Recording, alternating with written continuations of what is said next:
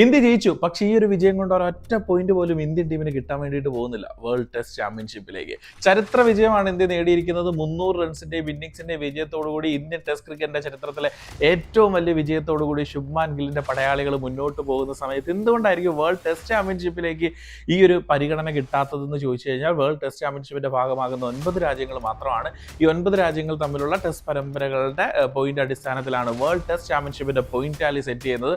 So ആ ഒരു ലിസ്റ്റിലേക്ക് ഈ ഒരു മാച്ച് ഉൾപ്പെട്ടിട്ടില്ല. കാരണം ആ 9 രാജ്യങ്ങളുടെ ലിസ്റ്റിൽ അഫ്ഗാനിസ്ഥാൻ ഇല്ല. അതുകൊണ്ട് തന്നെയാണ് ഈ ഒരു ടെസ്റ്റ് മാച്ചിന്റെ വിജയം ഇന്ത്യക്ക് ഒരു തരത്തിലും വേൾഡ് ടെസ്റ്റ് ചാമ്പ്യൻഷിപ്പിന് ഗുണകരമാകാതെ പോകുന്നത്. പക്ഷേ ഈ ഒരു വിജയം അടിപൊളി ഒരു വിജയമായിരുന്നു. ഇന്ത്യയുടെ കംപ്ലീറ്റ് ഡോമിനൻസ് കണ്ടിട്ടുള്ള ഒരു മത്സരമായിരുന്നു. ആദ്യം ബാറ്റ് ചെയ്തിട്ടുള്ള ഇന്ത്യ ശുഭ്മാൻ ഗില്ലിന്റെയും KL രാഹുലിന്റെയും സായി സുദർശന്റെയും അതുപോലെ തന്നെ ഋഷഭ് പന്തിന്റെയൊക്കെ ഗംഭീര പ്രകടനത്തിൽ 564 റൺസിലേക്ക് എത്തി. 8 വിക്കറ്റുകൾ നഷ്ടമായി ഡിക്ലെയർ ചെയ്തു. പിന്നീട് അഫ്ഗാനിസ്ഥാനെ ബാറ്റിംഗിലേക്ക് വിട്ടു. അഫ്ഗാനിസ്ഥാൻ അവിടെ ഒന്നും ചെയ്യാനില്ലായിരുന്നെന്ന്. ഇന്ത്യയുടെ ശക്തമായ ബൗളിങ്ങിന് മുൻപിൽ ആദ്യത്തെ ഇന്നിംഗ്സിൽ 152 പുറത്താവുമ്പോൾ ഒരൊറ്റ പേര് എടുത്ത് പറയാണ്ടിരിക്കാൻ വേണ്ടിയിട്ട് പറ്റില്ല, മാനവ് സൂദർ എന്ന് പറയുന്ന പേര്. ഈ ഒരു പേരാണ് മത്സരത്തിൽ ഇന്ത്യയുടെ ഒരു ഹൈലൈറ്റ് ഫിഗറായിട്ട് ആദ്യത്തെ ഇന്നിംഗ്സിൽ തന്നെ മാറിയത്. തൻ്റെ കരിയറിലെ ആദ്യത്തെ ഡെബ്യൂട്ട് മാച്ച് 22 ഓവറുകളിൽ 33 റൺസ് വഴങ്ങി 6 വിക്കറ്റുകൾ.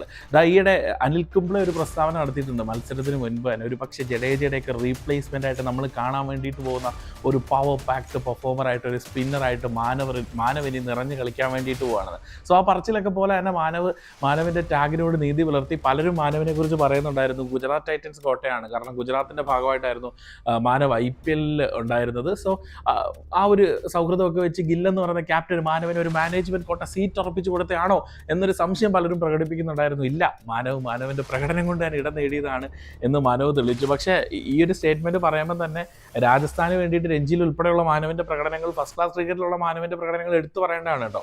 ഗംഭീര പ്രകടനങ്ങളോടുകൂടി തന്നെയാണ് ഈ ഒരു ടെസ്റ്റ് ടീമിലേക്ക് മാനവ് ഇടം നേടിയിട്ടുള്ളത്. പക്ഷേ ആദ്യത്തെ ഇന്നിംഗ്സിൽ തന്നെ ഒരു പ്രഷറും ഇല്ലാതെ 6 വിക്കറ്റുകൾ മാനവ് നേടി. രണ്ടാമത്തെ ഇന്നിംഗ്സിൽ 1 വിക്കറ്റ് നേടി മാൻ ഓഫ് ദി മാച്ച് പുരസ്കാരം ഇത്രമാത്രം സെഞ്ചുറി മികവും ബാറ്റിംഗ് മികവും ഒക്കെയുള്ള മത്സരത്തിൽ നേടിയെടുത്തു എന്നുള്ളൊരു പ്രത്യേകതയുണ്ട്.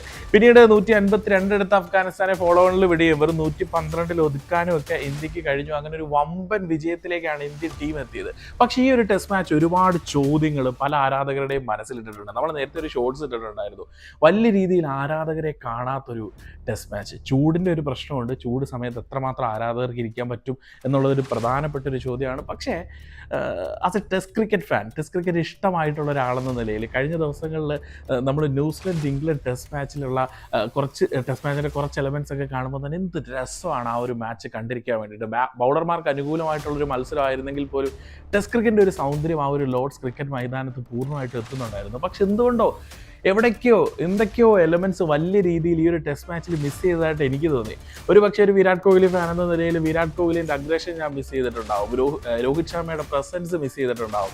ജഡേജയെ പോലെ ഒരു ഓൾറൗണ്ടറിനെ മിസ് ചെയ്തിട്ടുണ്ടാവും. അശ്വിനെ പോലെ ഒരു സ്പിന്നറിനെ മിസ് ചെയ്തിട്ടുണ്ടാവും. സ്ലിപ്പിൽ പുജാരയും റഹാനെയൊക്കെ മിസ് ചെയ്തിട്ടുണ്ടാവും. പിന്നെ ചിലർ ഒരു പഴയ കഥകൾ എപ്പോഴും ഇങ്ങനെ അയവറുത്തുകൊണ്ടേ ഇരിക്കുന്നു. പണ്ട് എന്ത് രസമായിരുന്നു, പണ്ടത്തെ വേൾഡ് കപ്പാണ് വേൾഡ് കപ്പ്, പണ്ടത്തെ ടെസ്റ്റാണ് ടെസ്റ്റ്, പണ്ടത്തെ ബൗളിംഗ് ആണ് ബൗളിംഗ്, പണ്ടത്തെ ബാറ്റിംഗ് ആണ് ബാറ്റിംഗ്. ആ ഒരു പഴയ ട്രാക്ക് സാധനങ്ങൾ പറയല്ല, എന്നാലും എവിടെയോ ഒത്തിരി അഗ്രഷൻസ് ഒക്കെ മിസ്സിംഗ് ആണ്. പിന്നെ അഫ്ഗാനിസ്ഥാനാണ്, കുഞ്ഞു ടീമാണ്, വലിയ അഗ്രഷൻ്റെ കാര്യമില്ല. ഈസി ആയിട്ട് ഇന്ത്യ ജയിച്ചു കയറിയ മത്സരമാണ്. സോ അടുത്ത മത്സരങ്ങളിലേക്ക് വരുമ്പോൾ ഇന്ത്യൻ ടീം ആ പ്രശ്നങ്ങളൊക്കെ പരിഹരിച്ച് കിടിലിനായിട്ട് തിരിച്ചു വരും. ഒക്കെ ആ ഒരു വിശ്വാസത്തിൽ തന്നെ നമ്മളും ഇരിക്കുകയാണ്. അപ്പോൾ എന്തായാലും ടെസ്റ്റ് മാച്ചിൻ്റെ ആ ഒരു തിരിച്ചുവരവിൽ IPLൻ്റെ വെട്ടിക്കെട്ടുകളൊക്കെ കഴിഞ്ഞ് ടെസ്റ്റ് മാച്ചുകളിലേക്ക് വന്ന സമയത്ത് എത്ര പേര് ടെസ്റ്റ് മാച്ച് കണ്ടോ എന്ന് ചോദിക്കുമ്പോൾ പലർക്കും കണ്ടില്ല എന്നുള്ളൊരു ഉത്തരവായിരിക്കും. എന്തായാലും നിങ്ങൾ പറയാൻ വേണ്ടിയിട്ട് മറക്കണ്ട. മത്സരം കണ്ടവരാണെങ്കിലും മത്സരം മിസ് ചെയ്തവരാണെങ്കിലും അതിൻ്റെ എക്സൈറ്റ്മെൻറ്റ് എലമെൻറ്റ്സ് എല്ലാം മിസ് ചെയ്തിട്ടുണ്ടെങ്കിൽ അതിൻ്റെ കാരണങ്ങളൊക്കെ കമൻറ്റ് ബോക്സിൽ പറയാൻ വേണ്ടിയിട്ട് മറക്കണ്ട. എന്തായാലും ഇന്ത്യൻ ടീമിന് കൺഗ്രാജുലേഷൻസ്. ചരിത്രത്തിലെ ഏറ്റവും വലിയ ടെസ്റ്റ് വിജയം നേടിയതിന് അഭിനന്ദനങ്ങൾ.